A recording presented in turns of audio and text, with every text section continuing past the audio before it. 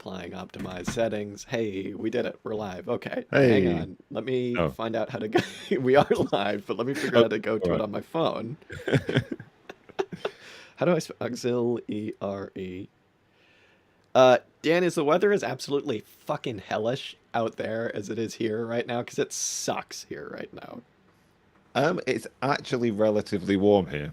What? Really? Yeah, it has been cold. It has been cold. It's been cold at night. But I have looked at a few weather forecasts on the TV, and it's kind of like -8 everywhere, and then there's like Cornwall 12 degrees. So today it felt really warm. Yeah. Well, here Yeah. at the We moment it's haven't just we haven't fucking had any sleeting. snow. Yeah, we haven't had any snow, any sleet. Uh yeah, slightly cooler temperatures and drizzle, endless drizzle, or what the Cornish call mizzle, it would seem. Mizzle. Yeah, it's miserable drizzle. I That's think. fair. I don't know. Well, I I've decided assume that's what it means. this is the worst day of weather I've ever had in my entire life. Just for the sole purpose that it's like snowed all night last night. So when I had to go and walk to work, it was just like maybe like a couple inches of snow, and then it was just sleeting, and it just sleeted all day. So all the snow melted. So now it's just like depressing. Like there are those little clumps of like dirty snow by the side of the road that are just like, I don't know. It's making me sad, Dan. It's making me sad. And Yeah. I'm also freezing. I have a blanket on right now. And I'm going to be putting on my beanie here in a second. But it's drying out on the radiator right now, so it wouldn't really do too much if I did that. Yeah, I mean, boy, am I pleased not to live in like a 16th century house anymore because Yeah, that that's would not really fun anymore. suck, huh? That Or would really be yeah, lame. yeah, who would do that? So you didn't even get a day off school today? I did not get a day off school, Ugh, unfortunately. God, I wish.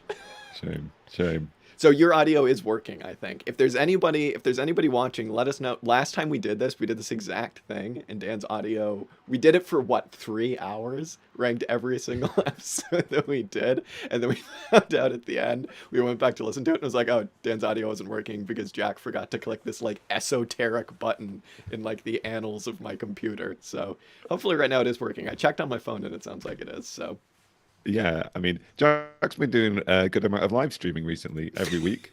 I've been really enjoying it, even though I haven't joined in. Um, oh god. but all of that live streaming, all of that serious intellectual debate and consideration has mostly just been so that to prepare himself to be fully technically adept to be able to do this tier list right now. Technically adept. Yeah, It's don't been ask about, us what we were doing for the last 10 minutes right before. man.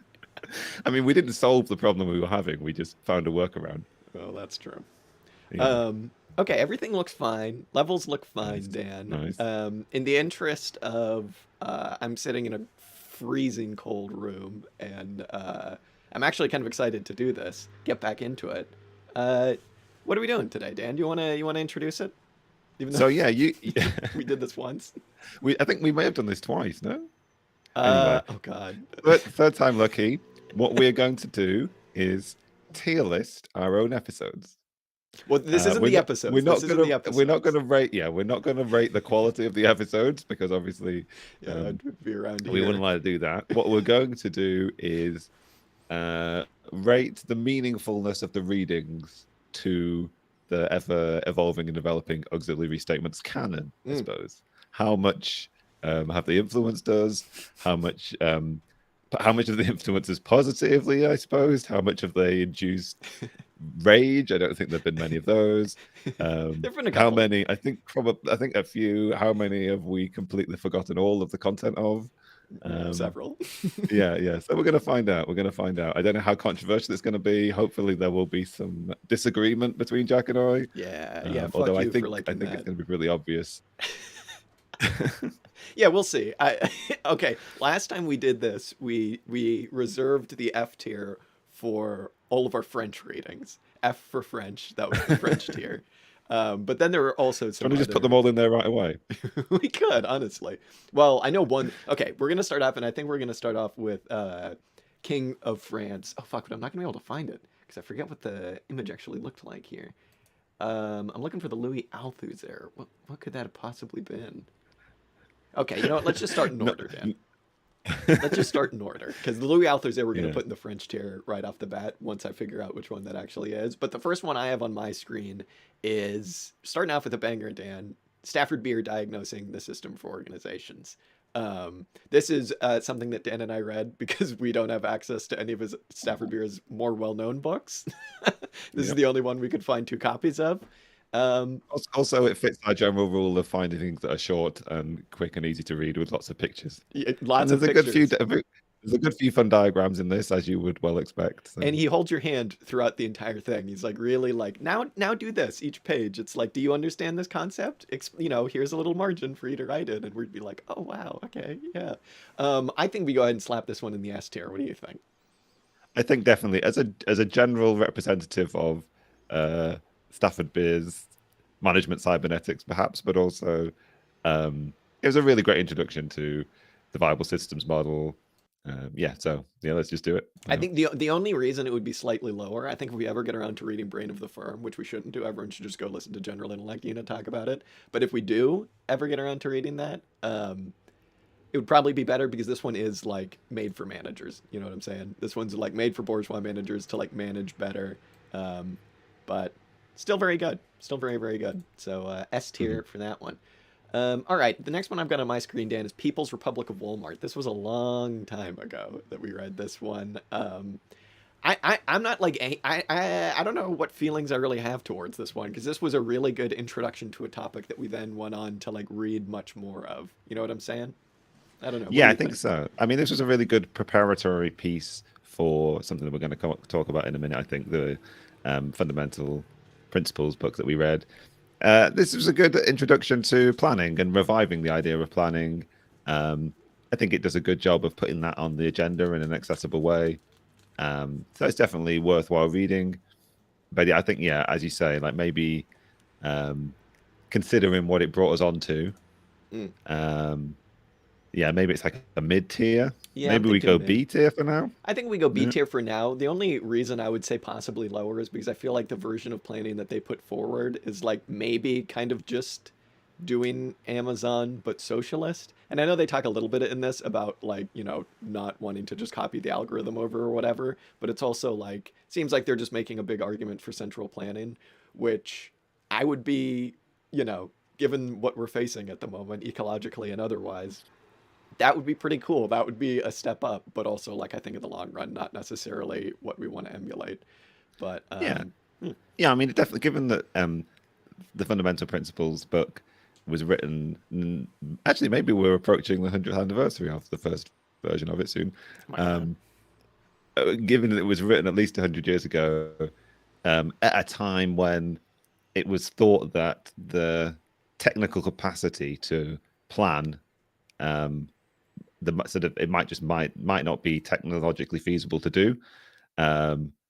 Whereas I guess there's now an open debate as to whether you could use technology and computers to plan in some kind of way that wasn't possible then. So they're good reading to counterpose to one another, and it's worthwhile. Like I haven't decided how I feel about that, but it's worthwhile considering. Like maybe we do live in an age where that kind of planning is more feasible than it was before. Kind of thing. Yeah. Only thing I've been wondering is if that's the right question to even ask, because it's kind of like in fundamental principles, they kind of just come right out the bat and are like, this isn't really necessarily how we're framing the question. It's like whether or not it's possible to like intricately centrally plan every single thing. They're like, if you actually just put the power to, right of disposal or whatever in the hands of the sickos, the mob, the people, maybe it becomes a different question. But anyways, moving on. Next one I've got is Social and Political Thought of Karl Marx. Dan, we read one essay from that on political terror. This is the Shlomo Avineri. Weirdly enough, I don't really know anything about that guy. I'd like to go back to this book. That book actually is, that essay that we read is kind of framed a lot of my thinking on like political revolutions. And it's weird because it's like a 20-page essay, and it was something that we almost read as a throwaway, but I thought it was pretty good. I can't remember a huge amount at all, so maybe you can tell me how it's framed your understanding of political revolution. This is the first disagreement, you son of a bitch. Other than beginning to contribute to our general memeing of that those sort of like that tradition of French revolutionary Yeah. philosophy, I guess. I think the thing that I took from it the most is the limits to political revolution, in the sense of Marx's general rule of thumb of, if you're doing a terror, if you have to do a terror, you're doing it wrong, and if you have to do a terror, then like that shows that the working class as such just isn't necessarily ready. I mean, I don't really know how that fits into our time now, though, just because there is such a ticking clock with a number of different things. But it's a good thing to think about, and this ties a lot into, I think, what we read most recently for the show about like developing the working class, as opposed to developing the capabilities of the working class, as opposed to like being like, here's what you want to do. You need to do this. We're gonna do this. So I don't know. I'm willing to put this one, just because it's an essay. I don't know, B or C. Low B. What do you think about that? But I mean, it clearly impacted you quite a lot, and from what you just said, I don't disagree with anything that you said. So yeah, let's do it. All right, we'll slap Let's it put there. it in the B tier behind People's Republic and see I how like things that. settle out I as we like go that. on. Also, that we have to figure out if we're answering the question, how much has this impacted our thinking, or Oh was yeah. this good? Um, So we'll see. Well, actually, the next one's maybe about to answer that, because the next one's setting sights, and I'm not sure what it did necessarily in either of those questions. We started reading this book and very quickly realized, oh, we're actually gonna have to turn this episode into something that we didn't think it was gonna be originally, because I think we wanted it to be about how we were coming off of the Mike McNair, and we were like, okay, how can you actually set up community self-defense, blah blah blah blah blah, and this kind of wound up being an episode on the Black Panthers, and like one that was maybe not as like scholarly as we would have liked, mhm. but anarchists talking about guns, I don't know, it's kind of cool. Yeah, I mean, it's a cool topic. Yeah, it's definitely one of our slightly more throwaway, forgotten episodes. You're quite right. If we're going to ask ourselves the question, like, if we need to abolish the army and the police, and if the traditional um, socialist answer to that has been popular militias, then how do we take up that theme now in the 21st century? I don't know what that piece did to help us answer that question. Perhaps nothing. Yeah. It made me But think that the Black Panthers were cool. hopefully it won us some sort of like um, credentials with our anarchist comrades. I don't know. Yeah, some like search engine optimization when there's like left wing people being like, anarchism and guns, is that a thing? I don't know. I don't want to put it in the French tier, so maybe, I don't know, is D too harsh? It's cool, No, but the guy I mean, who does the intro is kind of a crank, and there are some cool essays in there. It's like a book. It's like a coffee table book, I think. When you're like, oh, I'd like to have just some light, delicate left theory, but it's not really theory. I don't know.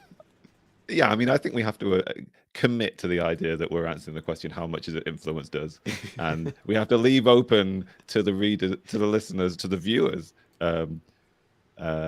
criticism, whether it's the case that it's our ineptitude that has led us to not benefit from having done these readings, or whether it speaks to the quality of the readings themselves. I think we'll leave that.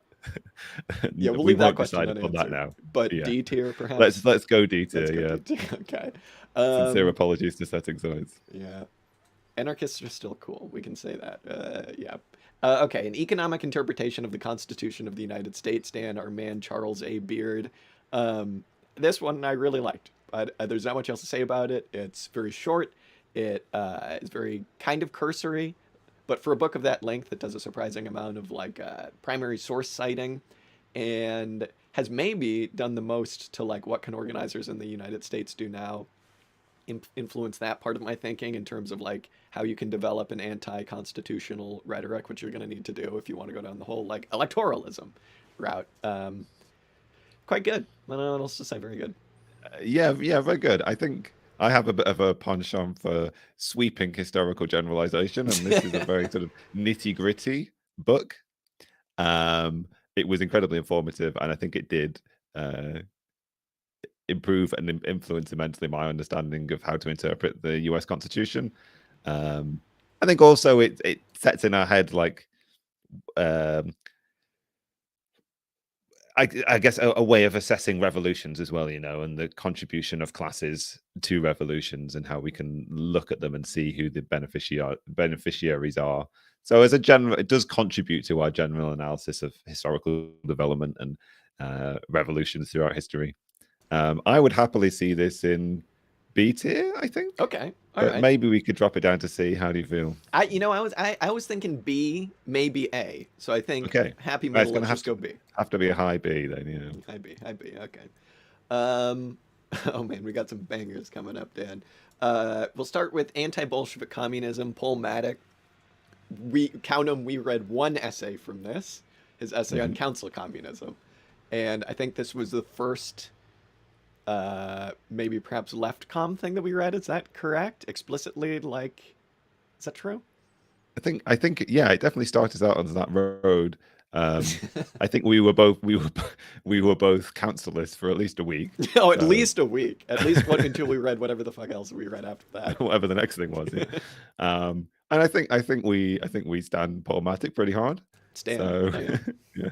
What it is the hardest book title that we have read so far. Anti-Bolshevik communism is a good title, folks. It gets Okay, it's a good litmus serious, test. like yeah. I don't know. Again, we read one essay from it, and it's an introduction to council communism, and it was good. I don't know. It has impacted our thought, though, I will say. So I mean, maybe we should put the other council list texts a bit higher up this list. So, I really don't want to fall into the trap of just putting everything in the middle. I think, So maybe but you it's tell me what your inclination is. Yeah, my we could B is my inclination. Okay. Yeah, same. Okay, high B. We haven't done that High yet. B. Yeah, high B. Oh god damn it! The tier list cropped off the which Bookchin one this is. It's not. It's not the Ecology of Freedom. So it must. It's the one. It's the green book cover with all of the. It's like the classic Bookchin book cover. Is it? It's not Post Scarcity. Okay, fucking hang on. Let me look. Hang on. I liked it. I was about to whatever say it this was. falls into the category of reading a random essay, but Towards an that's- ecological that's our society. Murray Bookchin theme, isn't it? Yeah. Okay, yeah. Yeah, this one was great. This one of the two Bookchin things we've read, I feel like there might have been a third, but I think two. This one was the more kind of just like chilled out. Here's what Murray Bookchin wants, and a much like easier introduction to the idea of ecology versus environmentalism, which that distinction much further elaborated on in the Jason Moore book, which we'll get to, has really influenced my thinking. But this one isn't as philosophical as his other book. Considerably less Hegelian, Which we like. which definitely counts to its credit. Yeah. I'm a sucker for the book, Chin. It influenced my thinking. Would I put it up there with like the top tier? No, but I don't know. What do you think? Well, I think we're going to have some Bookchin in the A tier. So, Okay. which one is it going to be? I think for me it's this one. Okay, this one. cool. Let's do it. Yeah, Okay, yeah. let's do it. There it is. Oh, king. All right. Fog of War, Dan. One of the several movies we've watched for the show. Classic Errol Morris flick, and his best one, I think we've decided on, the preferred documentarian of auxiliary statements. This is his preferred movie, all about McNamara, and will leave you angry. I'll say that. Yeah. What an interesting case study or character study that is. How much did it influence us? I don't think a huge amount. Well, it made us watch more movies because we were like, But it this made is us watch easy. more movie. Yeah. Oh yeah, of course. Yeah. I mean, but that's influenced how we produce the show. Rather than Yeah, that's it behind the contributed to our scenes. canon. I mean, it's contributed to our canon in the sense that it's added other things to our canon. Yeah. And it's the better of those movies for sure. And I think actually it did really. I'm glad we read The Devil's Chessboard and then watched this movie afterwards to see some of those names put into another historical context. Kind of Yeah. thing. But I would agree. Famed lefty podcaster Dan Tom is in the chat, and he would like to know, what is this madness? This is us tier listing all of the readings we've done. You'll be happy to know, Tom, that Stafford Beer is in the S tier. We didn't put Murray Bookchin Yeah, and ahead of him this time. in an extreme act of narcissism, Yeah. just gonna. So right now we're trying to figure out where we're gonna put Fog of War, the Errol Morris movie. I mean, here's the thing, Dan. The other two are gonna go below this one, and so I want to give this one like its due, Yeah. but B Top feels billing. too high, and C Okay. feels too low. So I don't know. It's a great movie, Okay. though. Having said that, it's like one of the best documentaries like ever. But I don't know. I will happily see it in the B tier. Let's Okay. let's do it. Let's put it in the B tier. High B, no low B. Low um, B. Okay, what should we do? Okay, James, what was this one? James Connolly. This was the essay that we read about him, the Celtic communism stuff by an academic whose name I don't know, but it was basically all about James Connolly's theory of Celtic communism. I like this one quite a bit. We haven't really read much like, I mean, it's not like third worldism, is it? But it's more like if we're looking for agency outside of the proletariat, can we look to the peasantry? And James Connolly is like clearly yes. Obviously, just look at Ireland. So I mean, I haven't thought about that question a whole lot since then, but this was really good. So Yeah, I think it did. It does kind of fit in with our general theme of like what is history and how does it develop? How can we imagine uh, different possibilities from history? I suppose if we're not going to think strictly teleologically, if we're going to see other possibilities for historical development that aren't taken, um, is there a possibility of some kind of transition from um, something feudal or post-feudal but not entirely capitalist into something broadly socialist or communistic? I think we're going to come on to our mutual love for Gerald Winstanley and the Diggers, which is partly joking but partly true, I think. yeah, joking. So I think we definitely have to leave open that space and that possibility. So I think this is more than just a throwaway essay that we read. I think it did have some bearing on our historical understanding, if the influence was perhaps the other way. The other historical readings that we did influenced our understanding of this text. Yeah, I don't think we ever really tried to apply any of this to the present day. Not to talk. I'm not saying like can peasantry now do socialism, but like what. Sure. Maybe we talked about this a bit more when we read Old Gods, New Enigmas. The Mike Davis, or is he the podcaster? Whatever, Mike Davis, I think. Yeah. Mike Dave, yeah. Davis, yeah. Not Mike Duncan. That's what I was thinking of. Mike Duncan. But the question of like where are other potential agents? Where is agency outside of like the industrial proletariat in today's world? We didn't talk about that a whole lot, but it's a question worth answering or asking at least. Mm-hmm. You're not going to find any answers here.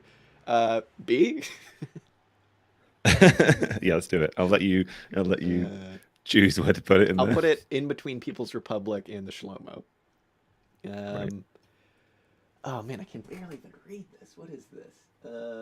Oh, okay. Here's one. The Philip Fauner. Was it Philip Fauner? Or wasn't Eric Fauner? Yeah, the Philip Fauner. This is one that we don't really talk about a whole lot, really at all. I kind of forgot that we did this episode, but we read the very beginning of his like mammoth multi-volume work, History of the Labor Movement in the United States, and we read his stuff all about the Revolutionary War, and we kind of tried to answer the question of like, was the Revolutionary War purely and like elitist war? And he kind of comes down on the side of like, yeah, but also like there were strong social elements of it that just didn't come necessarily to fruition. Like they didn't get all of these people to fight in the war because they were all just like, forced to. Like a lot of these people wanted to get out from under the boot of the British monarchy. So I dug it. It was good. Yeah, but I don't think about it much for whatever reason. I think the thing I took away from most of that book was the idea of how the US was constituted, and to put into our thinking the idea of like indentured labor as being an important part of the early proletarian class composition of the United States as it was developing. I think it definitely helped some of our other readings, the reading on the US Constitution for one, and I think little spoiler for our future plans, but we're thinking of reading another Fauna book. Yeah.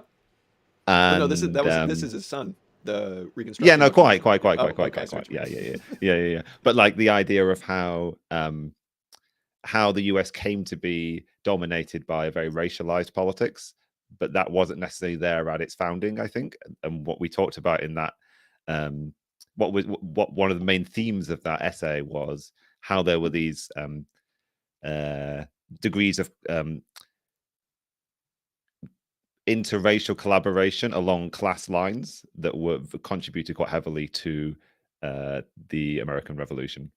Yeah, and also his discussion, which you know, and when you're growing up in America and learning about this stuff, you learn about Australia being the land of the convicts and like, you know, the like poor people that got impressed into just like getting on boats and being shipped out across the world. Also very much how America was settled in those early days. And that is just like, oh boy, it's just insanity. Them just, you know, rich people going around to like Berlin inner city slums or like London slums and just handing out pamphlets and being like, you could have it all.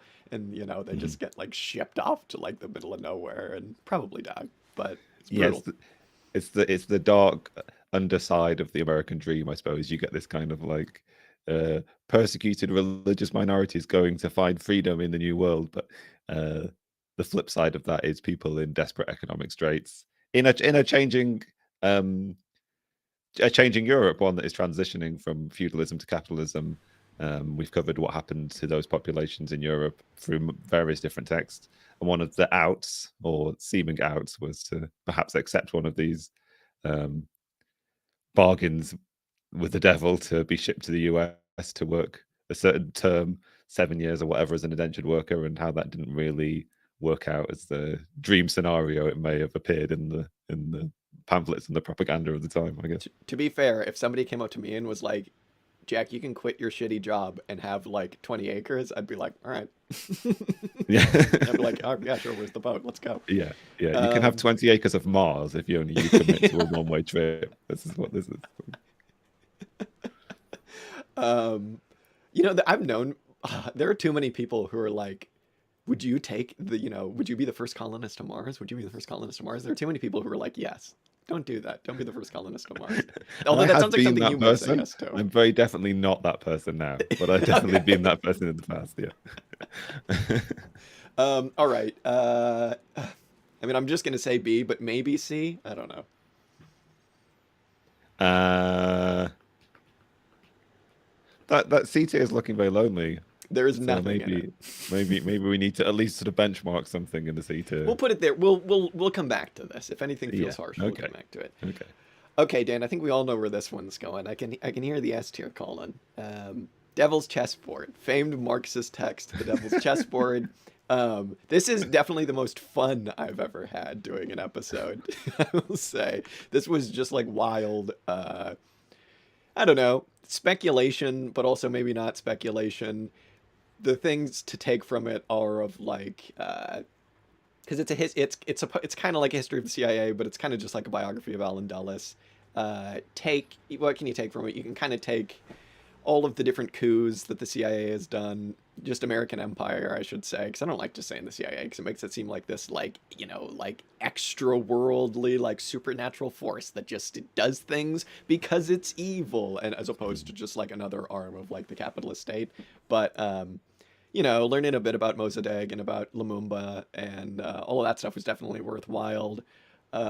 Learning about the CIA agents, Dan, who planted the wrong cartridges on Oswald, which I find very funny, or the wrong cartridge. No, it's not. What does he say? He says that they planted the wrong cartridges like next to the body on the gurney or something like that. That's like one of Mhm. his arguments, which pretty classic.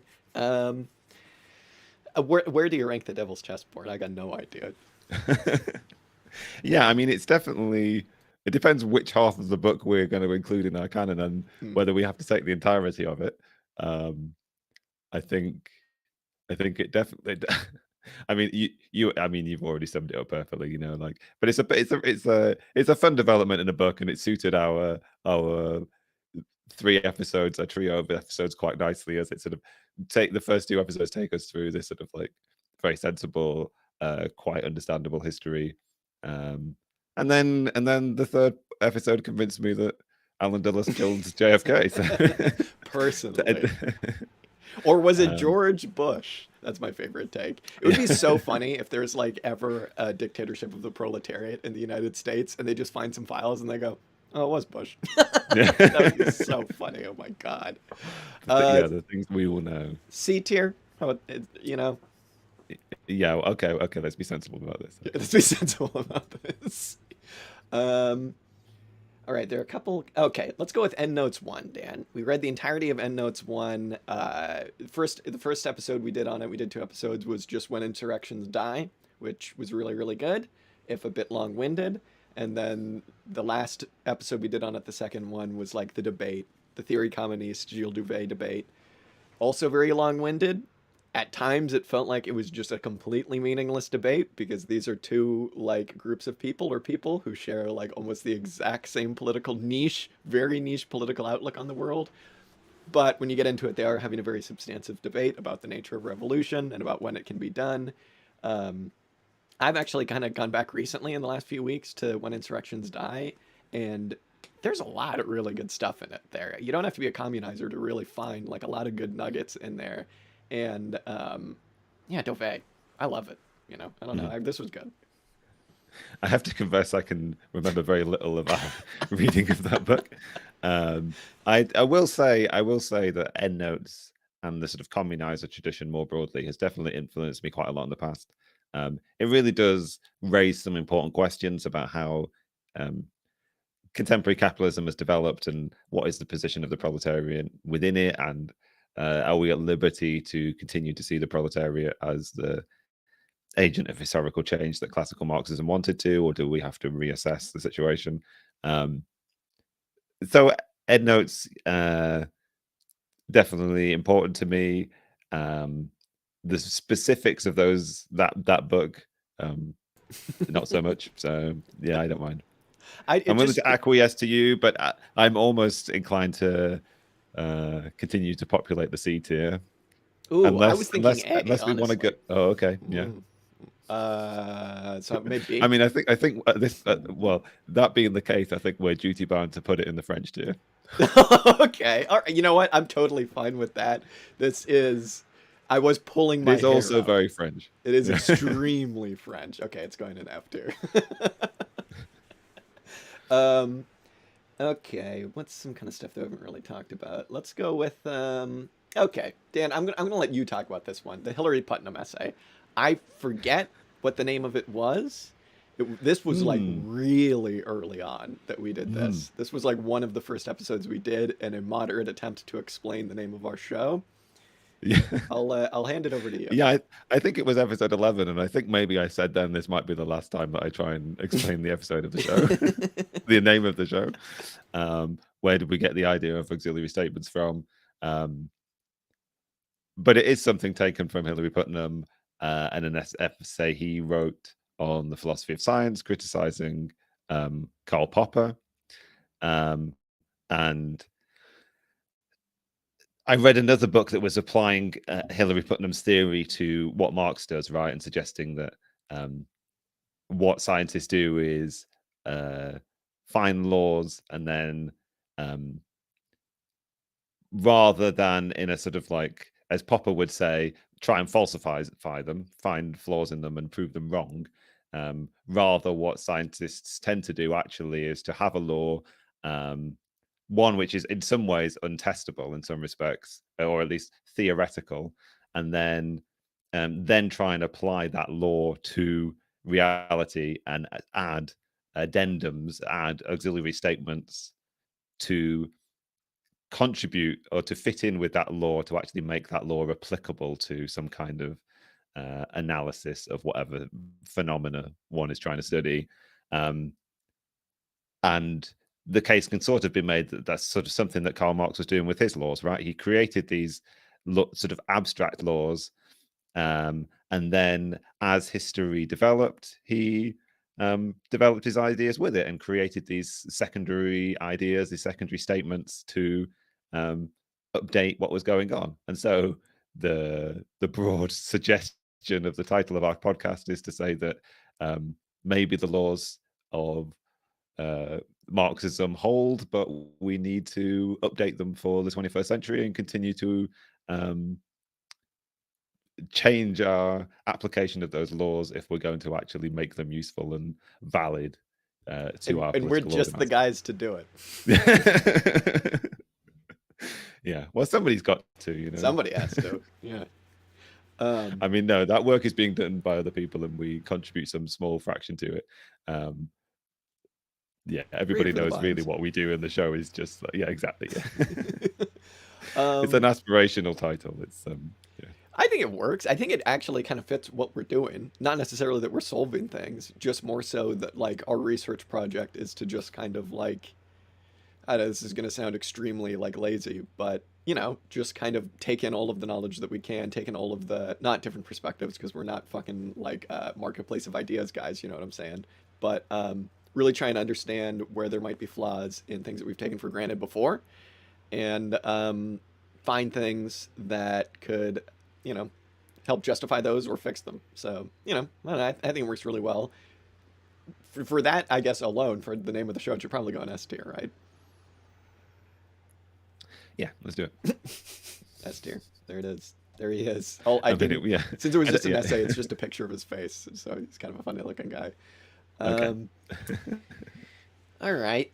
Oh, okay. Here it is. I got the alphas there here, Dan. I'm just going to go ahead and put it directly in the F tier for Yeah, do it. French. Yeah. This is the French tier, ideology and ideological state apparatuses. This is on the drop down menu on any sect website of like things you must read first. But it's terminally French, so it goes in the French tier for that. Any objections? No, I found it a massive struggle. So yeah.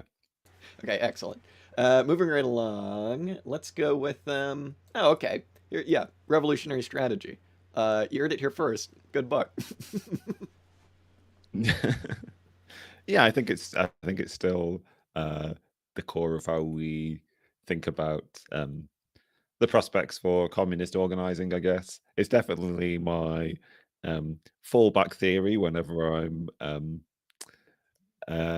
sort of like worried about the prospects for there being a viable communist politics, is to say, well, to sort of like uh think in that tradition, I guess. It gives me heart that a slow building of a movement is possible, kind of thing.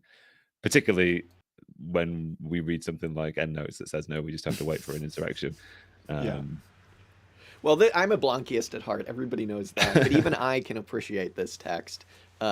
We've called it on the show before optimistic, not as like a gotcha. You know what I'm saying? Not as like a boom, like a zinger. But when you want to feel a bit optimistic, you can be like, maybe the strategy of patient stuff could work.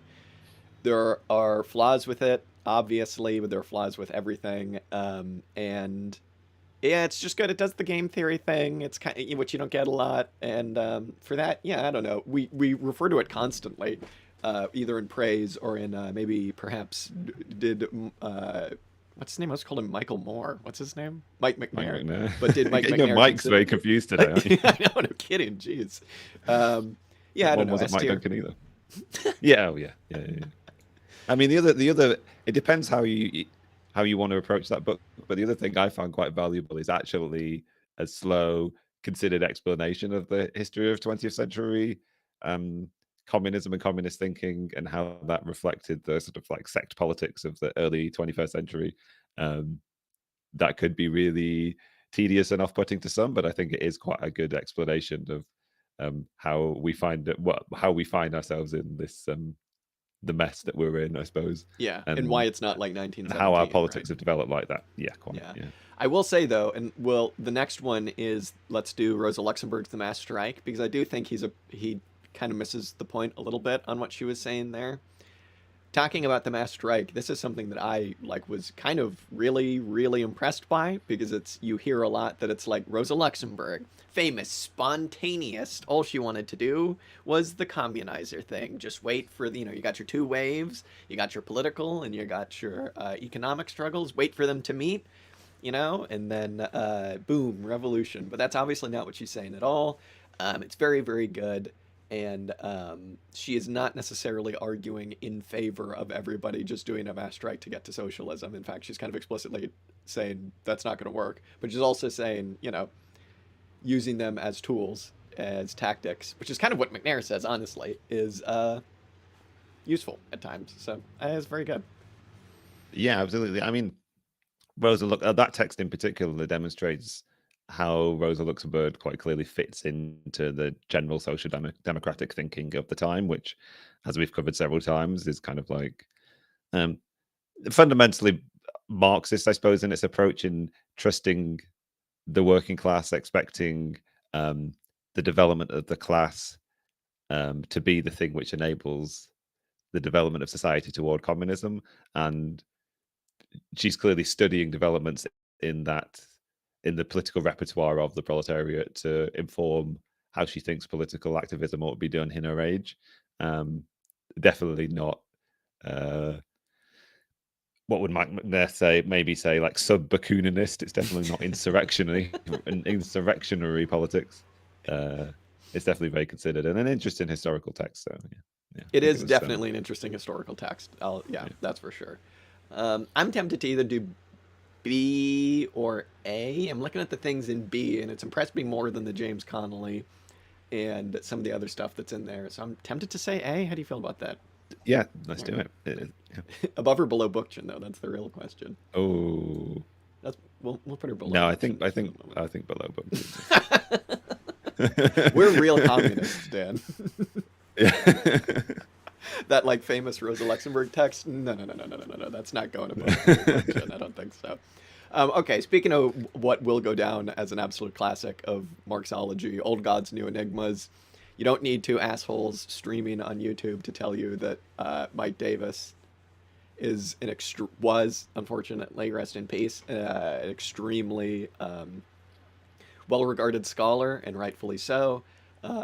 Maybe like one of the few recent scholars of that level who's like just born out of the working class. Can't say enough good stuff about him, and this is maybe his best work. So, I don't know. It's good stuff.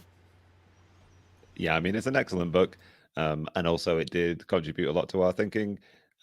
Again, that theme of the mass strike as well, like um, a detailed study of the development of the proletariat.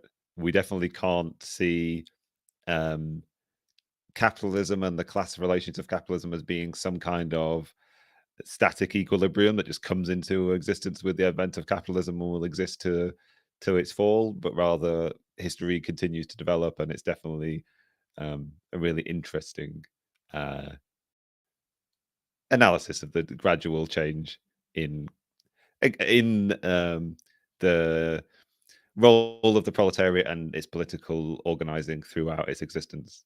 But one coming back to the theme of this book, one which still holds quite true to the fundamental law, the Marxist law of the importance of the proletariat, um, but studies it nonetheless as a historical phenomenon. So, yeah, Yeah, yeah. I would happily see it S tier or low A, I depending on think how you're S tier. feeling. Got to slap it up there. Yeah. I'll leave it at the bottom of S tier for now, but S tier nonetheless.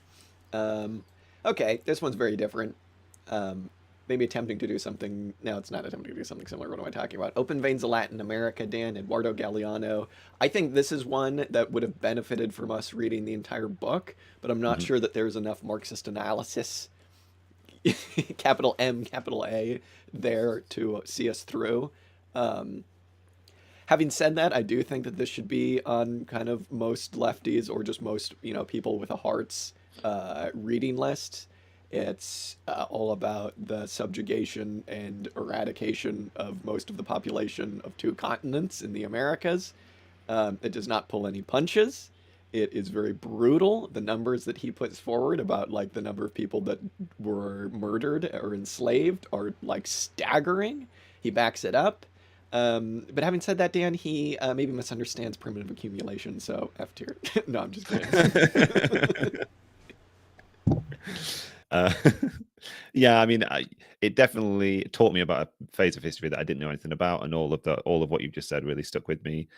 I think the other effect that it had was, although we criticized it from a sort of um, Brennerist, Ellen Meakson's Wood perspective, it also softened me to some of those sort of like world systems theory um, ideas, some principles that were developed by Emmanuel Wallerstein and that were very important to the Jason Moore book that we read. So it definitely sort of like started to influence and introduce some ideas to us that we went on to continue to consider and do continue to want to work with. So I'm tempted C Yeah. because just because looking at it, we also got the Fawner there, and that feels right. Okay. Yeah. Um, all right, all right. This is one I don't really remember much about, Dan. This is the German Revolution episode we did. It was an essay by a guy named Reinhard Rupp, and it's just about the German Revolution. It was maybe because we didn't know enough about the German Revolution. We were like, just give us the facts. But I don't really remember anything about it. No, I don't remember a huge amount either. Um, should we just put it in the D and leave it at that? Yeah, let's just put it in D. Yeah. I mean, it definitely did give us a basis to understand things like the mass strike and to um, begin to comprehend that phase of history and to start to engage with the McNair and that kind of thing. But all of those subsequent readings have added far more to our understanding of that, I think. So. Yeah, yeah, definitely. Okay, this one potential to be very high up on the list. Let's go Two Souls of Socialism, Hal Draper. This is one that like might be on a lot of people's drop down menu. Read this if you want to become a communist. But one of the few ones that I would say rightfully so. I would say you could give this to some schmuck lib like I used to be, and I would go, oh, so that's what they mean. It's not just spooky Stalin. You know what I'm saying? So it's rocks. It's very, very good, and it has framed at least a lot of my thinking.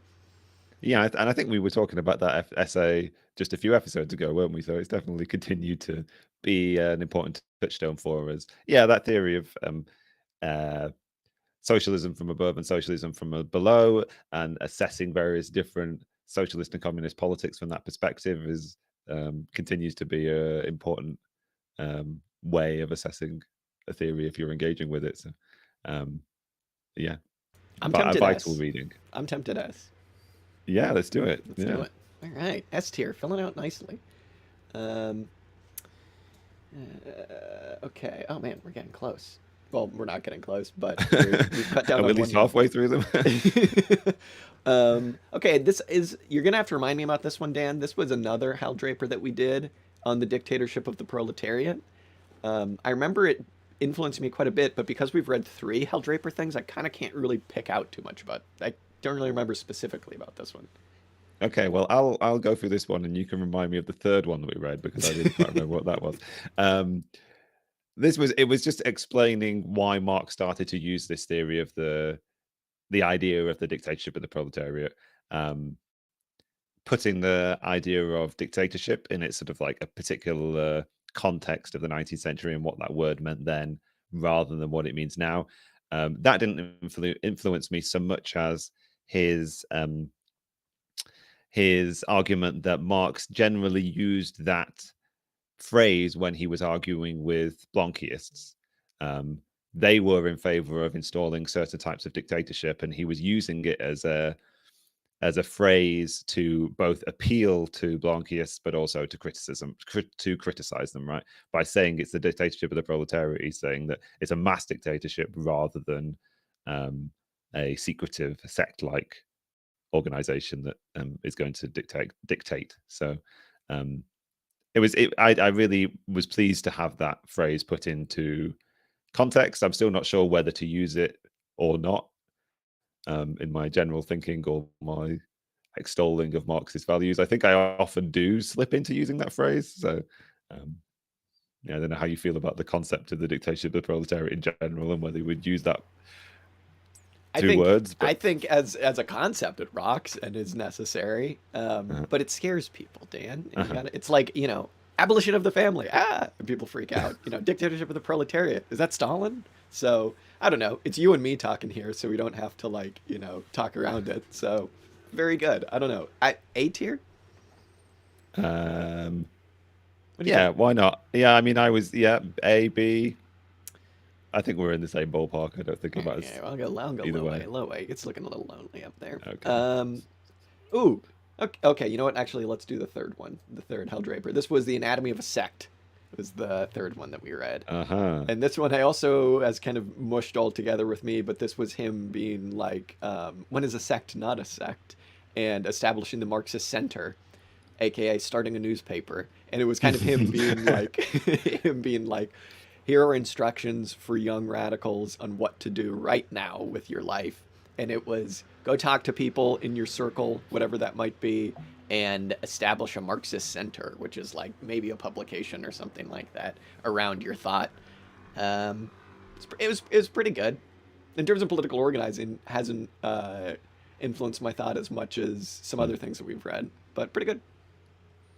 I feel like often when you speak about what people ought to do, it actually sounds quite a lot like that sort of Hal Draper is Marxist centrism, only in the sense of like finding some like-minded people and like I don't know. Yeah. I was pleased to be introduced to that understanding of Marxist centrism to counterpose it to Mike McNair's description of a Marxist center, or the other way around.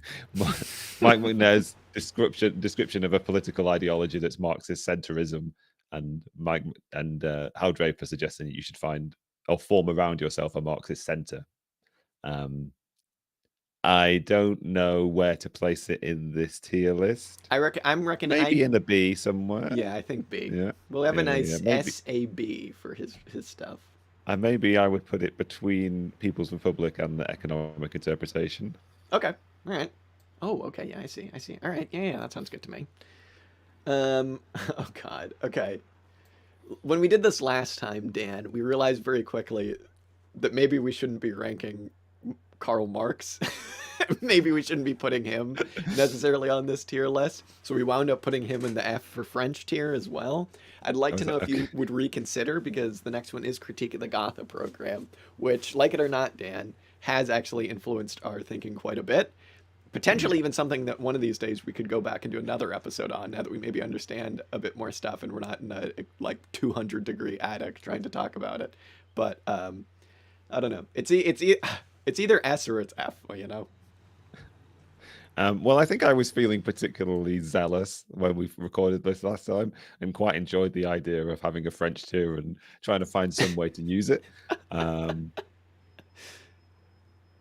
Yeah, maybe I'll go to my other inclination this time and say yes, let's put it in the S tier. All right, yeah. I mean, it's Critique of the Gotha program. Read it. I mean, what more can we say, right? What more can we say? What more should we say? Maybe nothing. Yeah. Okay, Dan, I know where this one's going, but would you like to talk about Origin of Capitalism at all? Beyond what we do every single episode. I know. I mean, obviously it's an S tier text. I mean, I guess we have to work out where it's going in the S tier. So the current order of the S tier, Dan, is Stafford Beer, Diagnosing the System, Hilary Putnam, Rev Strat, Mike Davis, Two Souls of Socialism, Critique of the Gotha program at the bottom. I mean, I think I want to put it right at the top. Okay, I have a feeling. Did you agree with that? I would agree. I mean, okay, cool. Yeah. I thought you might want to go with the viable system model on top, but I mean, maybe I don't know. We've done so much thinking for us relatively about the historical aspect of studying Marxism and historical materialism, and specifically about this transitionary phase between feudalism and capitalism, that it has influenced our thought more. I think in terms of what could potentially be more useful, cybernetics maybe, but just in terms of practical on the ground organizing. But what I will say is that we haven't read as much systems theory as we should. We've read the things that like you're told to read.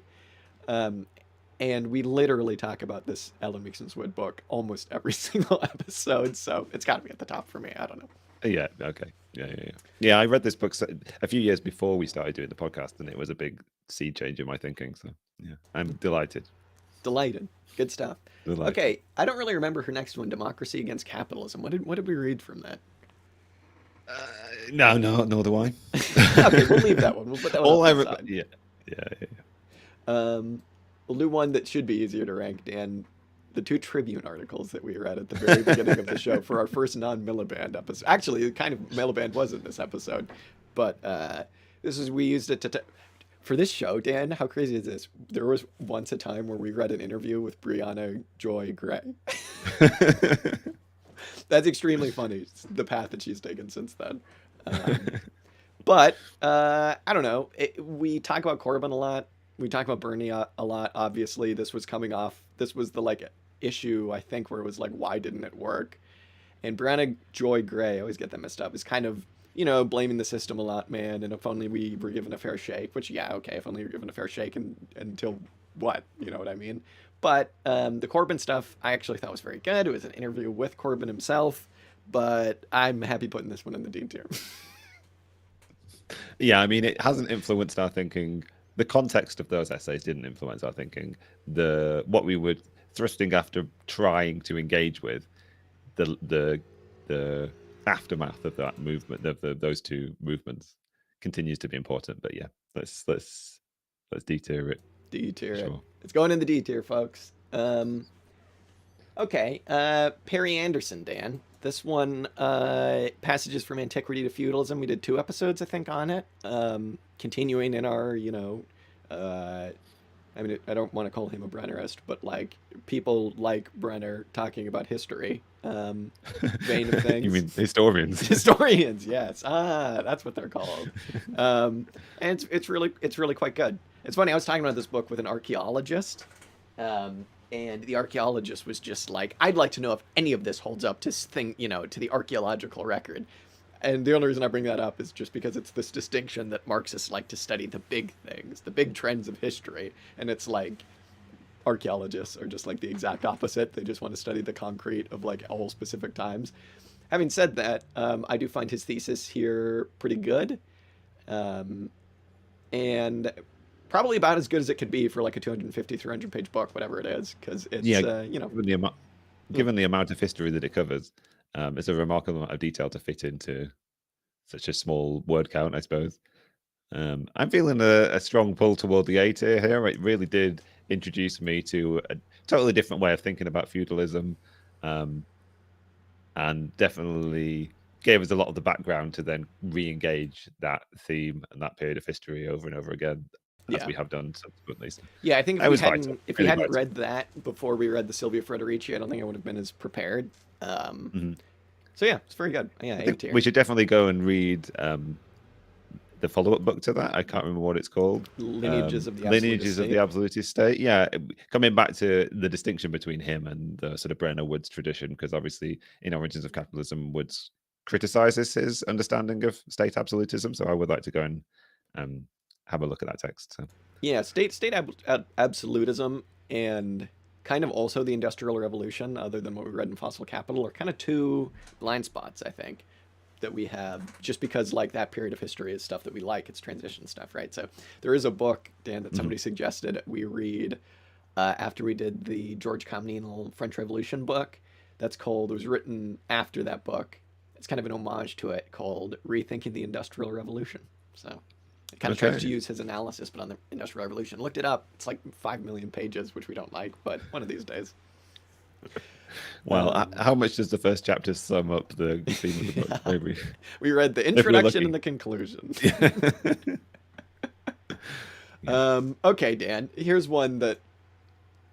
Okay, it's the Jack Zipes. Now, this was early on. This was cultural theory. We did it once, and we've never done it again. We wanted to talk about fantasy. I wanted to talk about Tolkien. Dan got to talk about Warhammer. It was all very good. But cultural theory isn't something that we do.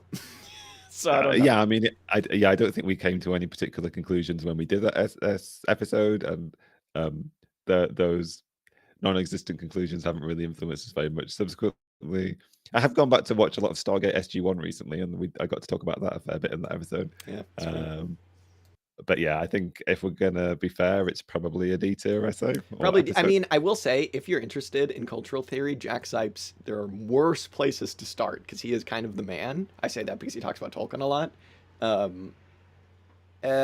If you don't want to read Adorno and you're into this stuff, just go read Jack Zipes, because it is quite good. And this essay, it just sums it all up in a couple of pages, which we like. Dan Trenton in the chat says that they are rooting for the interview with Ted Reese to rank highly. Trenton, I got some bad news for you. We are unfortunately not ranking our interviews, because I feel like that would be extremely mean.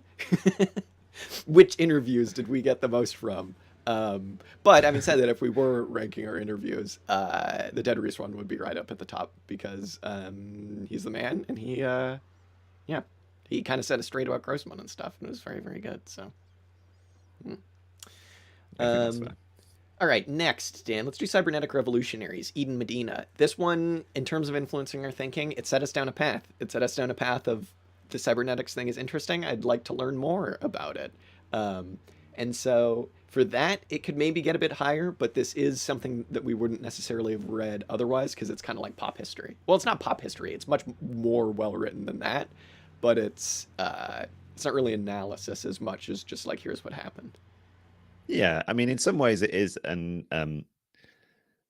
a history of the application of that theory in a particular context. So you could take it as a case study in the application of um, cybernetic theory, and also it does um, give us good grounds to consider various routes into socialism slash communism, whether that kind of like um, democratic parliamentary route is one that is possible.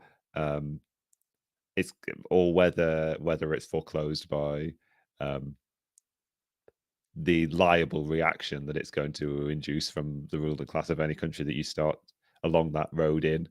Obviously, we all know what the reaction of the Chilean ruling class in conjunction with the US ruling class was. Um, so it's a valuable text. I think maybe a low A tier or high B tier. I'd Wow. put it in Okay. that kind of space. Yeah. Okay. I'm thinking high B. I'm thinking high B. Okay. High B again. High B. Um, what should we do next? Let's get this one out of the way. Cuba Africa Revolution, another documentary that we watched for the show when we were trying to read a longer book. We needed to pad one out.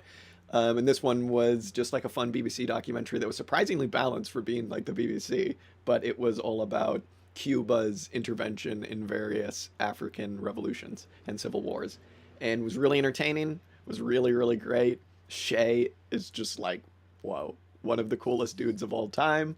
And we also decided that was it Angola has the coolest flag of all time. It's up there with the best of the communist flags. So that's what I got from it. But otherwise, it was just Mhm. fun. I don't know. I mean, yeah, there were definitely things to take away from it. I definitely learned a lot from it. How much it is a fundamental building block of a wider sort of canon, I don't know. Um, I'd happily see it in like low B or C. That'd probably be the I space think I'd I put it think in. let's go see. Let's go see. Okay. Um, okay. Oh man, here's one that I've actually been thinking a lot about recently, and I don't really know why. It's the Californian ideology. Um, Okay. Instead of watching a Adam Curtis movie, we just read this, and okay. I like this. I'm from California. I'll admit it. Unfortunately, I'm from California, and this does a lot to explain the issue that is Northern California to me. What to do? You know, we talk a lot about Dan. What are we going to do about London? What are we going to do about Northern California? What are we going to do about the tech industry? Mhm. And the San Francisco Giants. What are we going to do about them? This is really really good. I don't know. It's like I don't really know how to describe it. It's very specific. It's about a specific thing. It's about like what the fuck is this like tech bro ideology that's mixed with that's like Ayn Rand, but also like hippie shit, like going down and taking ayahuasca. You know what I mean? And he does a really good materialist analysis of how that stuff showed up. And I'll be honest, I really really dug this, and I do it for some reason. I think about it a lot. Yeah, I don't know. I'd say that I probably don't think about it as much as you've just said that you do. I think it does expose a bit of a blind spot in our reading, I guess, or something that we haven't engaged with very much. We have done a little bit of discussion around the new right and how that sort of like theories of political tactics came into existence, but we haven't really engaged very much with the new left, what was going on with sort of the 60s radicals, I guess.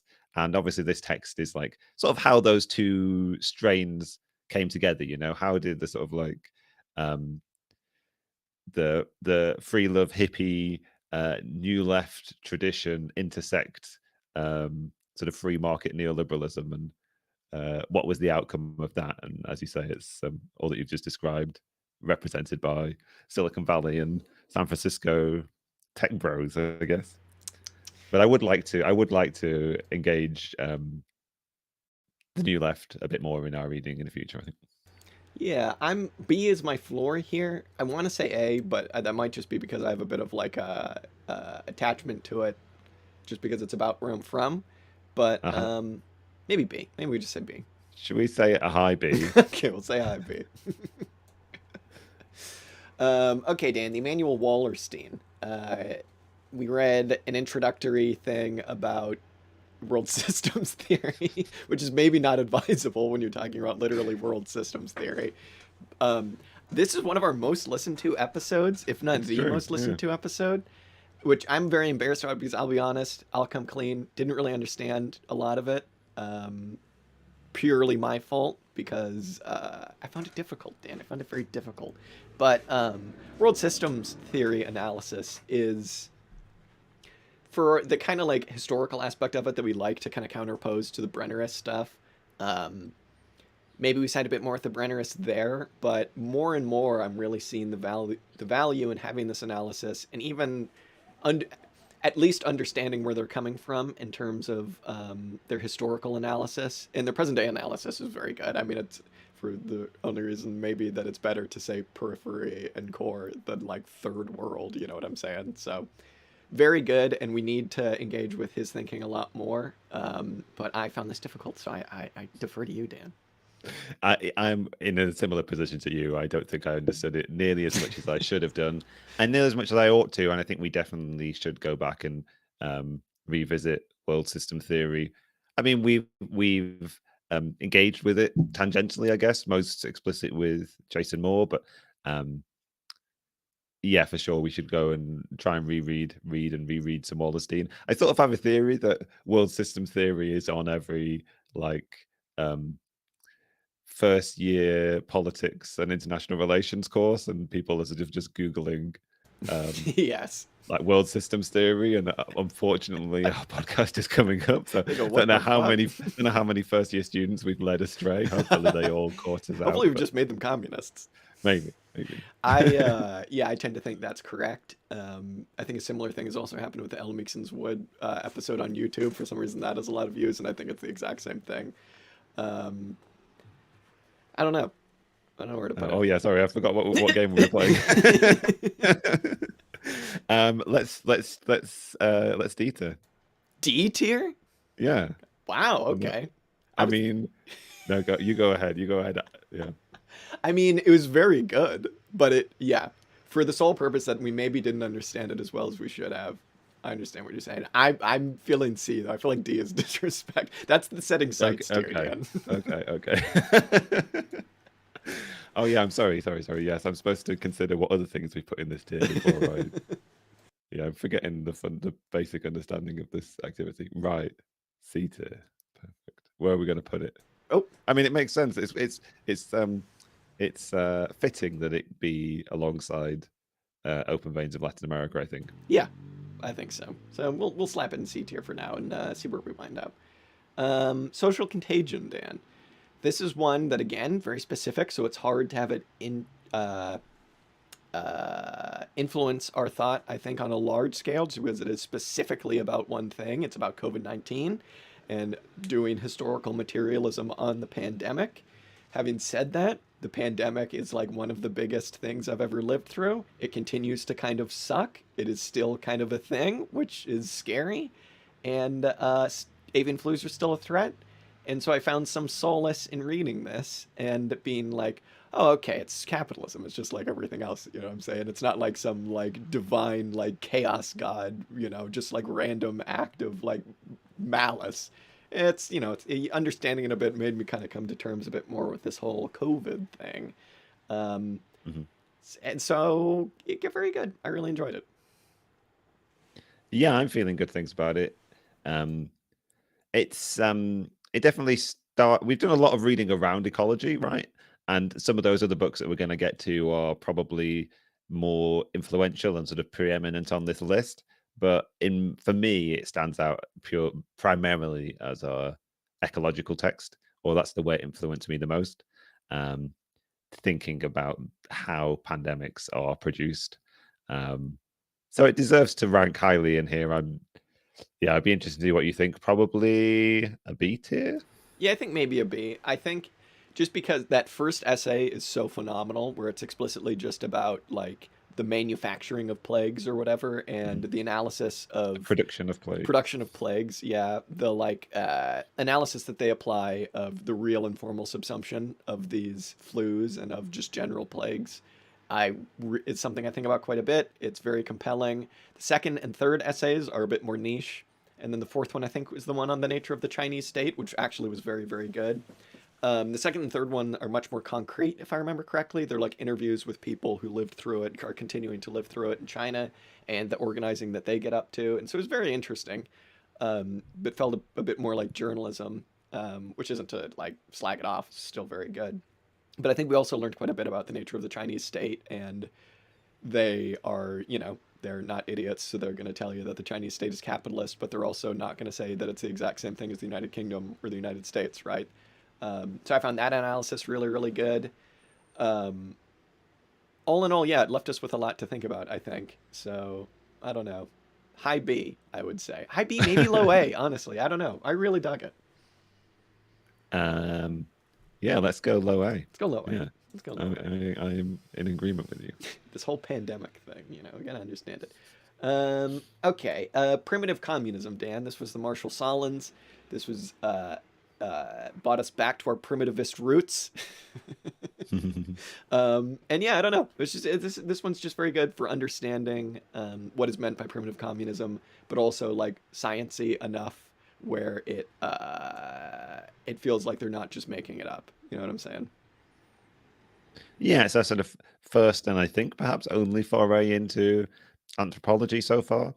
And Marshall Solons represents a really important tradition in anthropology. I don't know whether as a text it's undermined by its age, I suppose, because it was written a fairly long time ago now, but its conclusions I think we broadly agree with, and it definitely influenced us. And in our study of the various modes of production, it's our key touchstone text on primitive communism. So I was really pleased with it then, and continue to be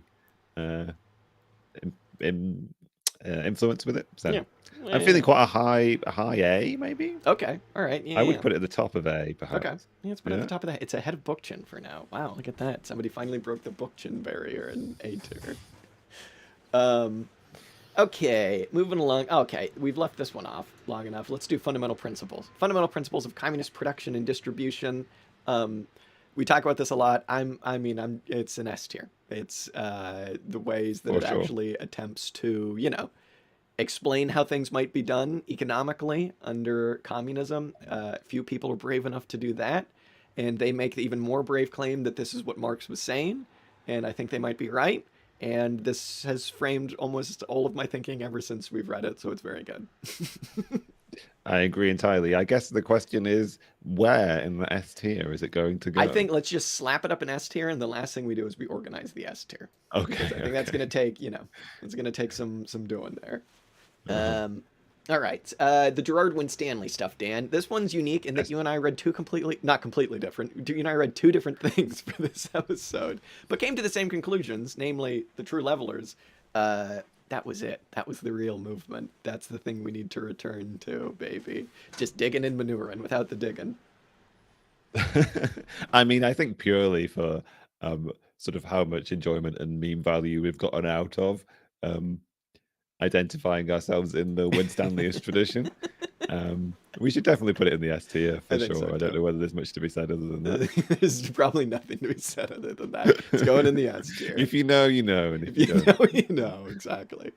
All right, let's do another Errol Morris movie. Let's do them in order. Let's do Unknown Known. This is another one we wanted to watch because we were reading something long, and this is part 2 of our Bad Man trilogy, Errol Morris documentaries. This one's all about Donald Rumsfeld, evil guy #1 of recent years.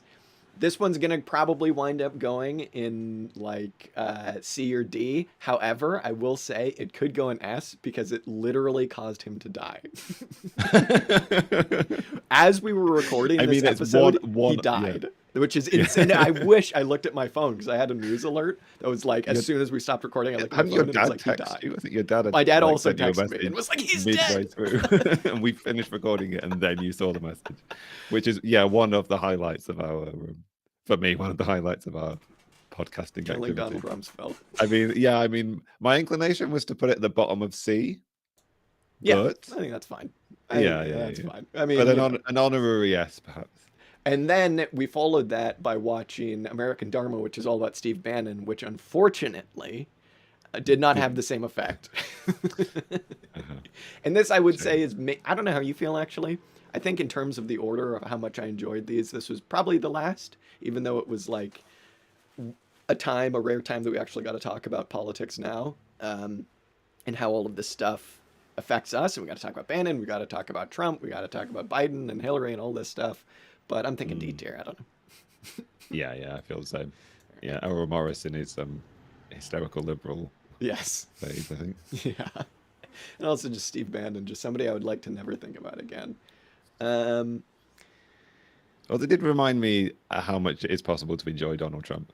I had yes, forgotten. immense. Well, I think we're going to be reminded a lot about that very soon, Yeah. unfortunately. Hmm. Um, okay, we're getting towards the home stretch here. Let's do, oh my God, how do we not do this one first? This is automatic S tier. This is Marxism and Politics, Dan. We know this. This is Ralph Miliband. This is what started the show. Our first episodes, first, like, the Yeah, we introduction. managed to eke like 5 We episodes did. I out don't of know it. how the hell we did that. Um, this is the book that started the show. It was the first thing we read. And Ralph Miliband was a meme for like the first 30 episodes of the show. And we kind of forgot about him, but we bring him back every now and then. It's Ralph Miliband. And yeah, S tier because, you know, it's framed the entire show. I'd really like to go back to this book actually and be like, how much of this do we actually agree with still? Yeah, yeah, maybe we should reread it and Hmm. yeah. Yeah, well, we'll see. All right, so that one's an S tier. Prisoners of the American Dream, Dan. What did we read from this? We didn't read the whole book. Did we read The New Rights Road to Power? Is that what it was? Yes, we Okay. did. Yeah, yeah, yeah. Yeah, I mean, it definitely fits in with a series of episodes that we did. As I was just saying before, I feel like we have touched on the New Right quite well. It definitely was quite influential early on. I think it was like episode 8 or 9 or something. Um, Another Mike Davis. I'm Banger. yeah, I'm yeah, indeed. Yeah. Where this might have to be another high B, although maybe the fact that it's Mike Davis gets it bumped up I think purely so. for I that. think it gets Yeah. bumped up just for like how out organized the left got in the period that he's talking about from like Upton Sinclair until literally right now. Really good material analysis of the way in which the right was able to do that and why they did it. And it all started in the belly of the beast. It all started in California. Again, unfortunately, I apologize to everybody. So slapping that in the A. Next, the CLR James, Dan. This one was Marxism, Fascism, in the Second World War. This is really good. We wanted to read some CLR James. Maybe this wasn't the thing of his to read, but really interesting analysis. We wanted to read CLR James, and we actually, at the same time, were thinking about trying to read some stuff that talked about revolutionary defeatism in this kind of Leninist context. And that's kind of what CLR James is talking about when he talks about the Second World War. He's kind of like the real enemy is at home. Um, and we kind of tried to come to grips with that because it's like, how much did the average person in the United States know what the Nazis were doing? Should you have, if you're a communist, have joined the American military to go fight the Nazis? Howard Zinn did, and he wound up regretting it. But at the same time, you know, if you're going to go fight somebody in the name of American empire, the Nazis are like maybe not the worst people to go fight. So, I don't know. This was good. I don't know how much it's framed our thinking, though. No, I think that's right. The one thing that I remember being finding very interesting about this text is his analysis of what could have prevented um, World War II. And he seems to take the tact rather than a sort of like um, Leninist style defeatist strategy, or at least a Leninist style defeatist analysis of the war. I don't know what his strategy was when it was actually happening, but his analysis of um, his way of thinking about it was very much that if it was the bourgeois powers of Europe that enabled Hitler's rise to power, partly through an abstentionist attitude toward the Spanish Civil War, and partly towards various general strikes and sort of a ramping up of the class war in France in the 1930s. And he seems to suggest that maybe sort of like almost there was a revolutionary potential in France in the 1930s. That if it had sort of like come to fruition, I suppose, would have fundamentally changed the whole history of that period, such that we wouldn't have then had to engage with this question of do you or don't you support your sort of national bourgeoisie in a war against fascism because fascism is so bad. I've heard people criticize that argument subsequently, so I'd really like to kind of go back and dig into that piece of history again and sort of like decide what I actually think about it, particularly those events in France in the 30s, which I don't know anything about really. So yeah, another blind spot of ours. C, what do you think? Yes. Okay. Yeah. Slapper and C. Mm-hmm. Okay, what's next? Oh, this was another Ellen Meakson's Wood that we did that I kind of forget about. This was on the slave mode of production, and we've engaged with the slave mode of production a lot more since then, to the point that I kind of forget what she was saying here. Do you remember, Dan? I think she was kind of making the point that although we categorize sort of the antique, the slave mode of production as being characterized by the slave population being the productive population, I suppose, the proletarian population, the actual significant population to look at is the free citizenry of the various antique states, Greece and Rome in particular. She looks very specifically at how the free citizenry of Athens were endowed with significant democratic powers, which were kind of facilitated by virtue of the fact that you had a slave population that was the fundamental sort of bedrock of the productive system. But what that enabled was there to be a very vibrant democratic tradition that can't really be reproduced now by virtue of the fact that it was a specific work of that mode of production, I guess. So she's sort of like treating an analysis of that mode of production through the lens of the rise and fall of the free citizenry, or rather than by analyzing the intricate workings of the slave mode of production, I guess. If that makes any sense? I think so. I think maybe I've taken a bit more from Perry Anderson on this, Sure. Just because it was a bit more fleshed out. I think we read an essay from hers here, and that was a book. JC in the chat says Gerard Winstanley for the win. Absolutely, yes. You'll see our good friend in the S tier. But yeah, this one, slave mode of production stuff. Where are you thinking? I think this might be a B tier for me. I think a lower B tier. Oh, low B tier. A middle B tier. A middle B tier. Okay. Our last book chin for the night. The Ecology of Freedom. This one is much more refined Bookchin. This is Bookchin sipping port by his fire. This is Bookchin doing philosophy. Wow, Bookchin doing philosophy, and it's quite good. It's actually a bit more dense than you'd expect. More dense than Ecology of Freedom. Wait, no, that's this one. The other one. I always fucking forget the name of the other one. The one that we just ranked in A tier. But still... Ecological Society, something? Yeah, Towards the Ecological Society. Yeah. But this one's still quite good. We said we had to rank one Bookchin in the A tier, and we already said is the other one. So maybe this one goes in B. What do you think? I think that's fair. Yeah, it's tantalizing. It feels like it's brimming over with potential and really interesting theoretical nuggets. If only I understood any of them. So I think I should go back and read it again. And maybe we should finish it. But that's a long maybe book. We should just finish that book. Yeah. Okay.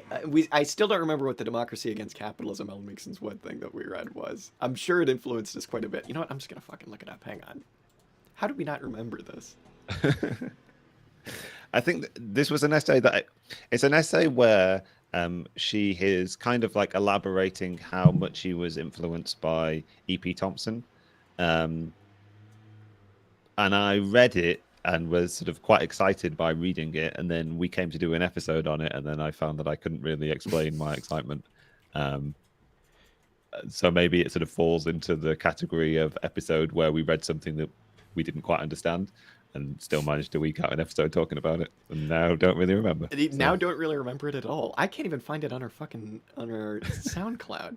Hang on. Well, we must have called it something different. We must have called it the name of the MEIK. What the fuck? Why can't I even find it? Did this episode just get destroyed in time? Oh! It was classes, process, and relationship. That's what it was. Okay. Still don't remember it very much. Yeah. B tier, just because. Because, yeah. It's Ella Meeks and Wood. We can't put her below B tier, but yes, B tier. Okay, Designing Freedom, Dan. We've already put Stafford Beer in the S tier, but I'm tempted, Dan, to double dip and put this one in the S tier again. This is where you start with Stafford Beer, and it answers so many questions. And just be sure that if you're listening to it, you go and look at the actual text, because you'll have no idea what the fuck he's talking about with like the tennis balls and the cat. That'll like really confuse you. But yeah, it's Designing Freedom. It's excellent, and his voice. Yeah, I think listening to the radio broadcast of it is an incredibly enjoyable thing to do, and actually, it really does. He really does explain his theories really clearly and well. So, like, I still think back to some of those metaphors and how he introduces things like the idea of variety and the variety attenuation, for example, in the early episodes of the early chapters of the book, the early episodes of the radio broadcast. So, yeah, I'm happy to see that one in the S tier as well.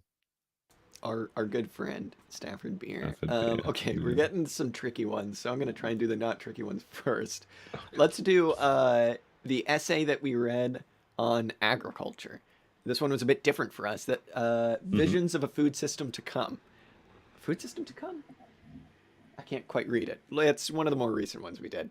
Agroecology. We were introduced to this word, and while this essay is very different from anything we've ever read, we said that it was very Lassallean. And it is almost just a narrative thing as opposed to like a scientific study. I will be honest, Dan, this has influenced my thinking quite a bit. Just the term agroecology, it's been making me think, like, what is a mode of production? You know what I'm saying? First and foremost, it's a way of feeding people. And if we're taking seriously modes of production and transitions and revolution, a lot of revolutions haven't done that. And even getting past the revolution, it's gotten me to think that producing agroecologically is a lot harder than just saying apply central planning to agriculture, because you can still make a lot of the same mistakes, right? You can still have now we're growing hemp, but just hemp monocultures, because it's like, wait a minute, you actually have to think a lot more carefully about it, and I don't think that central planning can get around it. Having said that, all of these ideas aren't really in that essay at all, and it seems to fetishize farmers. And while this might be the case in other parts of the world, out here and where I grew up, farmers are not working class. Farmers are like the petty bourgeoisie to a T. And in some cases, when we talk about like poultry farming, like some of the biggest of the big bourgeoisie. So I really like this. I'm interested to know though where it's influenced you.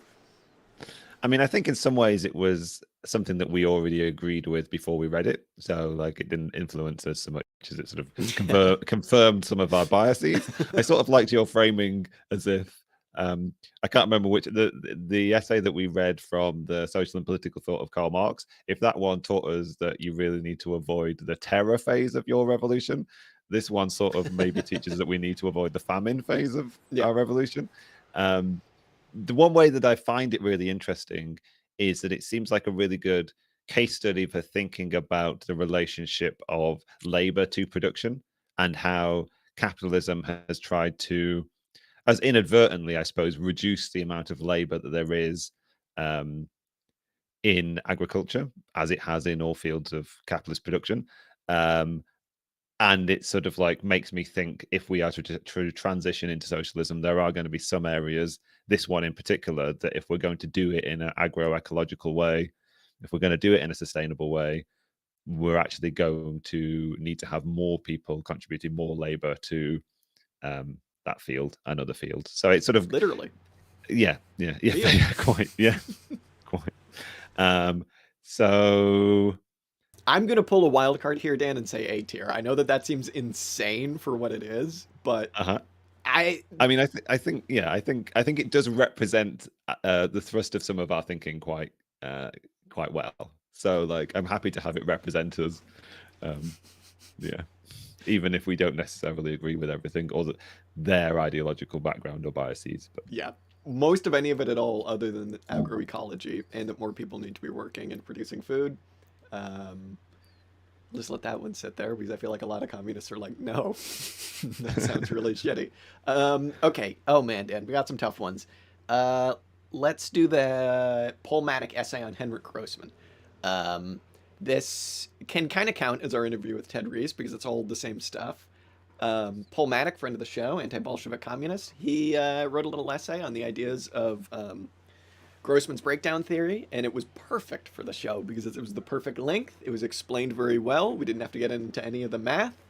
Um, and I'm not one that knows enough about this stuff to say whether he's right or wrong about the whole final crisis thing, but there certainly is. I have a hard time taking anybody seriously who doesn't necessarily believe in the falling rate of profit. And the one thing I'll say to that is that the falling rate of profit is clearly a thing. It's just the like 20 million other counter tendencies that also go along with it that can sometimes balance it out. But this was a really good way for us to kind of talk about the falling rate of profit and why value matters. Um, and so, it's good. What else can I say? yeah, I think you've summed it up very well. It's also quite a good introduction to like Marx's thinking, right? In that, like, as you say, counter tendencies, like you can have these theoretical laws, but there's quite a lot of historical nuance and specificity that goes into explaining what's actually happening. So it's quite a good explainer for that theoretical process as well. Yeah, I think I'm feeling a high A just because it's Yeah, something we've read very recently and it hasn't had huge ripple effects yet in our thinking, I suppose. But but it how could. do you feel? But it very well could. Yeah, let's go It high could. A. Yeah, Okay. Trenton again says Grossman and Maddock were my intro to becoming a communist. Worst intros to have. That's like the two dogs Absolutely. and the two wolves inside of you fighting it out. It's like Grossman or Maddock, which is so interesting. I will say that Maddock wrote this essay because you wouldn't think that he'd be the Yeah. guy to be like Grossman, correct? Because people like to be like, Yeah. maybe this is just the Adorno crowd being like Grossman was a Stalinist, which no, I kind of feel like fake news. But it's like, yeah, it's weird. It's the left com guy. Yeah. I mean, it really does speak to how theoretically curious and adept Paul Matic was. There was a period of time when he was basically the only person that was saying, yes, this guy, Henrik Grossman, had it right. He was otherwise like entirely rejected. Um, Yeah, I've just remembered.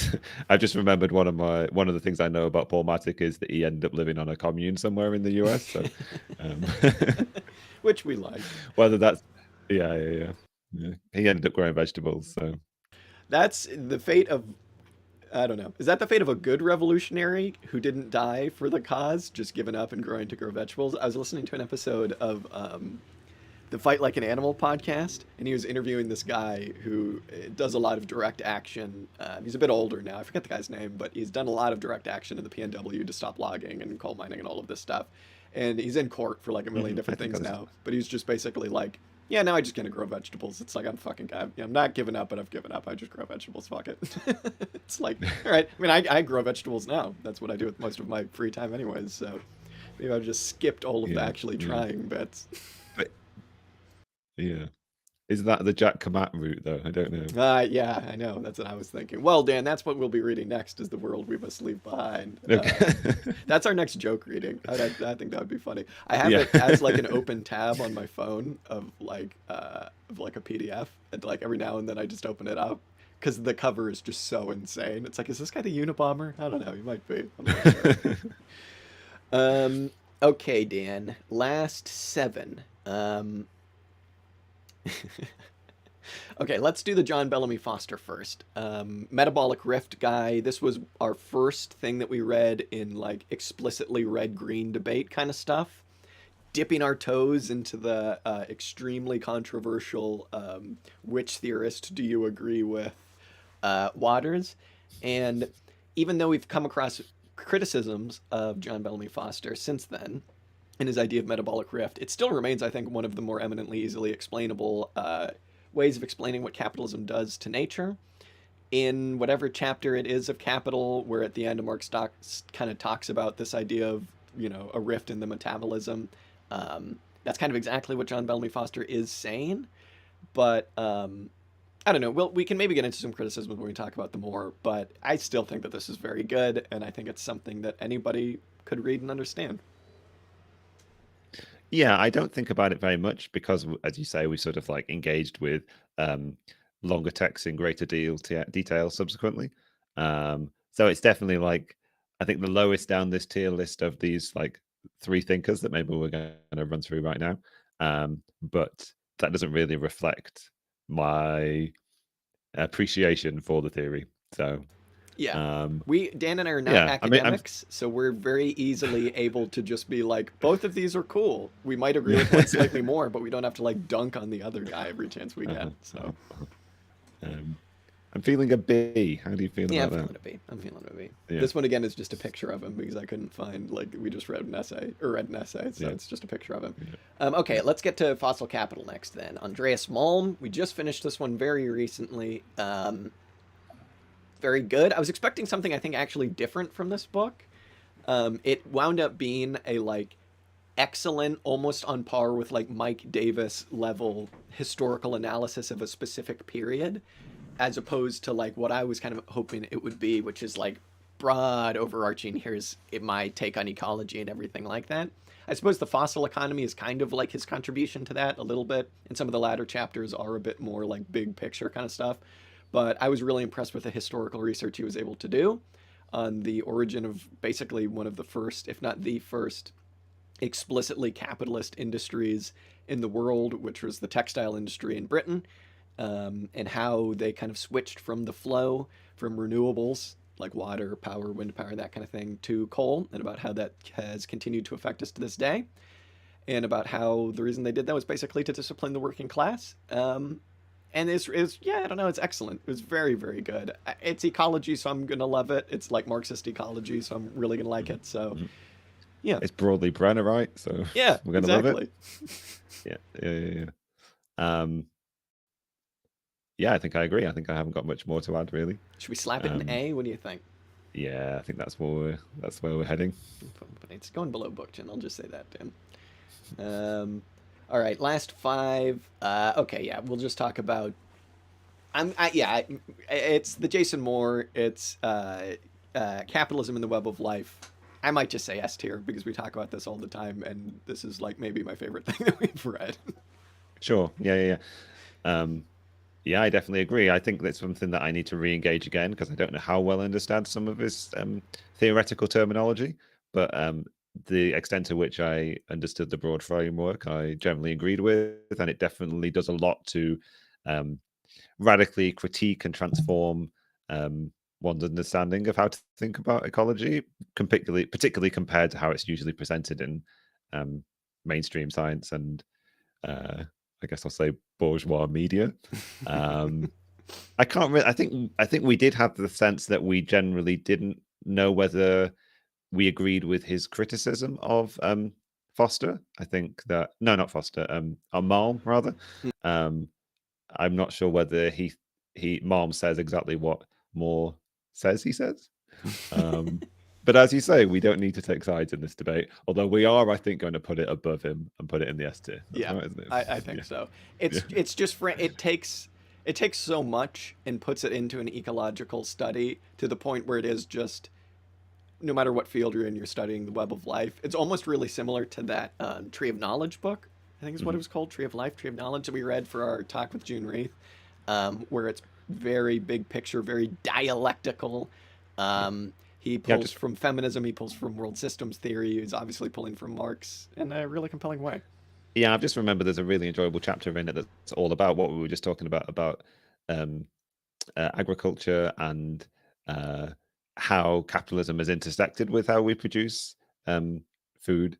So that's definitely been very influential, I think, as well. So yeah, good book, good read. Good book, S tier, we love it. Last four, Dan. Where are you gonna put Capital? Oh, okay. What we read of Capital for the show.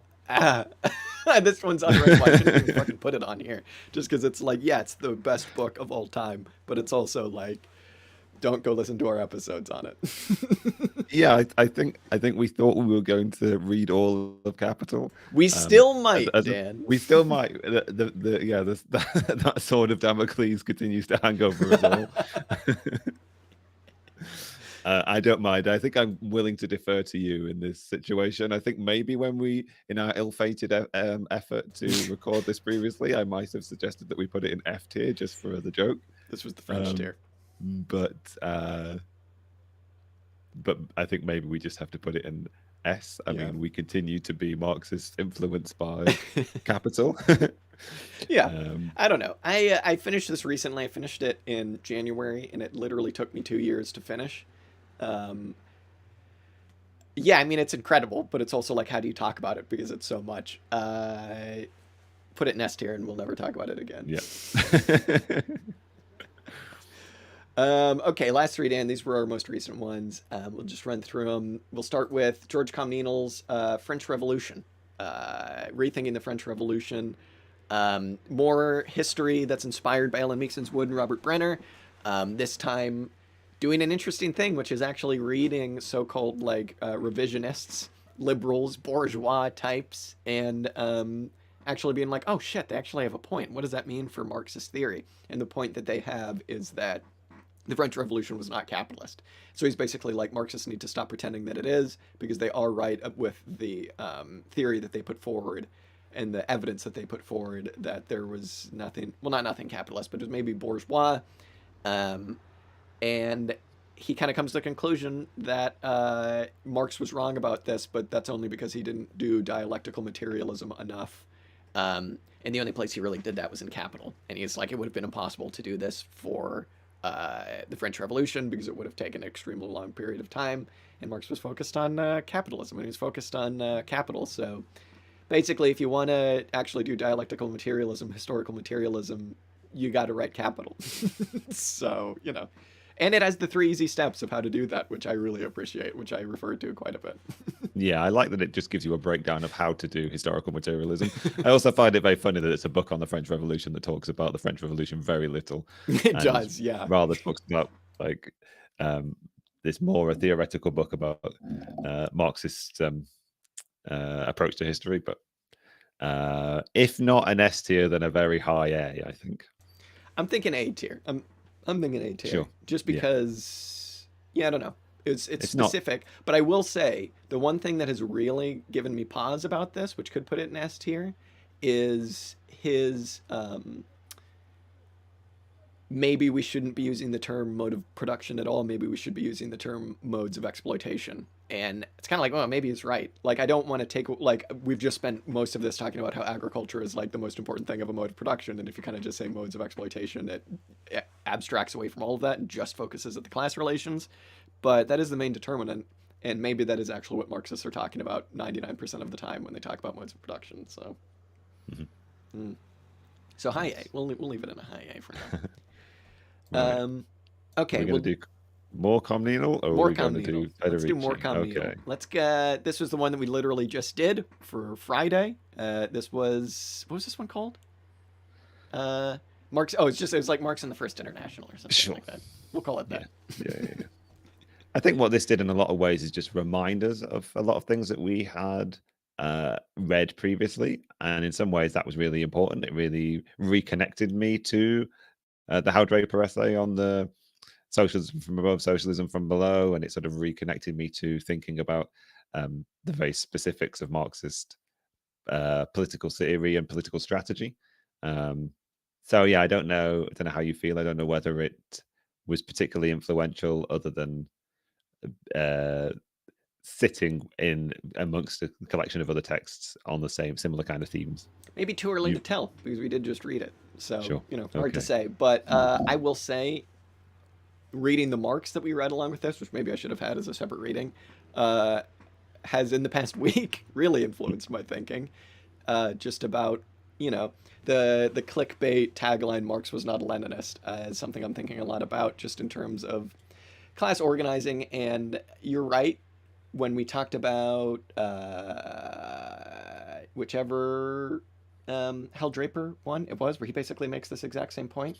Yeah. Um, Two Souls of Socialism. no, it was the other one. It wasn't the Dictators. It was the Anatomy of the Sect. I think the Okay. Marxist Center stuff. It's kind of a very similar thing. Hmm. And I don't know. I think about it a lot in terms of like, it's really easy to slip into the mind frame when you're organizing of like what you're trying to do is organize the working class and get it to do the good thing, which is socialism. But in reality, what you need to be trying to do is build up the capabilities of the working class. And that's actually given me a whole newfound appreciation for systems theory in general, because it's like, okay, this energy is always there. You know, you had huge mass proletarian uprisings with the deaths of people like George Floyd and the Black Lives Matter movement, but they just didn't have the organizational strength to carry them forward. We see energy like this all the time. This stuff isn't going anywhere. The contradictions that will lead to socialism are always going to be there until they're not, until we get socialism.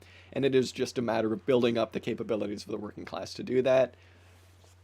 Is that going to be too late, though, if you do that in terms of ecology, all of these other questions that could lead one back to a more Leninisty route? I totally understand why people do that, and again, I'm not going to like hassle them for thinking that, but it's informed my thinking at least. So, Nice, nice. I think looking at the broad collections of episodes, essays we've got in here, I'm feeling it fits in with the B tier most yeah, fully. I think so. What do I you think B. We'll slap Nice. it in a B. Nice. Okay, last one. Silvia Federici. We read the first half of her book on fucking Caliban and the Witch, and we talked all about a little bit about witch hunts and a lot about the origin of capitalism, again from a more feminist perspective, which is one that gets lost a lot. And surprise, surprise, Dan, the social reproduction, an important part of a transitionary phase and of all other phases as well, just of, continuing to have a functioning society. So definitely something we need to focus on. And I think she did a very good job of analyzing that. Yeah, it definitely contributes toward getting us out of a certain frame of thinking which prioritizes purely production in the workplace as being sort of determinative of the development of history.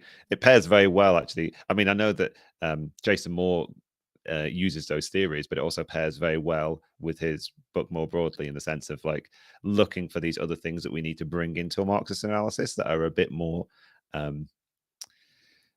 perhaps further removed or have been neglected previously. As we've been talking about, like food systems is a really important thing that we need to see in this historical context that might have otherwise been ignored as well. So yeah, it's valuable in expanding our thinking for sure. Yeah. And also it may, in terms of revolutionary stuff, it makes me feel good that like the Bolsheviks were thinking about this, right? When they just kind of had I think about this so much, just about the kind of little, obviously this didn't solve everything in terms of, like gender inequalities and stuff by any means, but just the way in which they were able to make this small tweak of, okay, there are places where you can go and just have food for free, and there are places where you can go and do your laundry for free. It just like immediately opened up the workforce in its like economic sphere to women in a way where they just didn't have to do all of this housework all of a sudden, this like huge chunk of housework. So stuff like that is definitely important to think about, and for that, and also because this reading made us both come up with two new ideas for Warhammer armies, Dan. I'm thinking A, honestly. I think Yeah, I'm okay. go Yeah. It's a classic text. classic text. And that is everything. Just like that, in 2 short hours, we were able to painfully rank all of our readings thus far. I'm feeling pretty happy with this, honestly. Yeah. I don't know how much we need to go through and re-rank everything like that, mainly because I also haven't had dinner. But I think as a 1, 2, 3, what we have now is Ella Meakson's Wood, Origin of Capitalism is number 1. Number 2, Marxism in Politics, which is an interesting one, just because I would like to go back and reread that book, but it has framed everything. And then Diagnosing the System. So there are worse 1, 2, 3s to have. Okay. Yeah. And like Critique of the Gothic Program and Capital are like at the bottom of S tier. Yeah, there's some things. I'm pleased that those things are included. They're really important. Obviously, important things that have missed out. I think if we were having a 4 and a 5, I think it would have to be revolutionary strategy and fundamental principles. I don't know what order we've got going on, but Yeah, true. Actually, I might. Ugh. That should go in 1, 2, and 3, and I'm tempted to take Marxism and politics out. yeah. We'll just do that. We'll go ahead and do that. We'll slap that one up there. Um, Nuclear Glue Dan in the chat says SSS tier. What would be a future Juan Posadas episode? Uh-huh. One of these days. One of these days. Yeah. It'll let you talk about aliens though, which would be, you know. Yeah. I don't think about aliens and extraterrestrial life as much as I used to, but I'm sure I could find some excitement for that, definitely. All right. Well, that's our updated tier list. Everything seems like it actually worked this time around, which we like. Um, as always, if people have recommendations for what we should read in the future, let us know, either on the social media or anything. You know, I'm thinking, Dan, one thing that we should do one of these days, we might just get absolutely nobody respond, but we should do a questions episode, because I always like those episodes of podcasts when people do that and they open up questions and they go, well, who do you think is going to win the NL West this year? And they go, well, you know, is it the Dodgers? We're not just going to exclusively talk about baseball, but something like that would actually be fun, even if it's just for an extra episode or even just a stream or something Yeah. like that. Yeah, sounds good. Yeah. So, all right. I'm going to go eat some dinner, Dan. I think we've read a lot of stuff, and we will be reading a lot of stuff in the future. The next episode, as you said, will be, well, the next reading that we do will be on Eric Foner's Short History of Reconstruction, which I don't know how much of you've read, Dan. I've read one chapter of it so far, and it's like every single page I'm like, holy shit, this is incredible, which is why I was like, maybe we won't actually get through this entire thing in enough time for one episode, but we'll see. Yeah. Yeah. Yeah, I'm excited by it. I haven't read even that much, but every time I look at it, I'm really ready to get stuck in. So Here's one for you, Dan. be good. Moby in the chat says Gramsci. We've never read any Gramsci for the show before. Yeah. Should we? Maybe we should. There was a time when I found there's a Perry Anderson essay on Gramsci that I thought we might read at one point, and then we sort of never got round to it. I mean, I'm a bit terrified to actually have to read Gramsci. I think unless it's some early Gramsci, but I think what people want to engage with is the sort of like prison notebooks and theories of hegemony. That would be incredibly off-brand for us if we were just all of a sudden like, we read his prison notebooks. Here are our takes.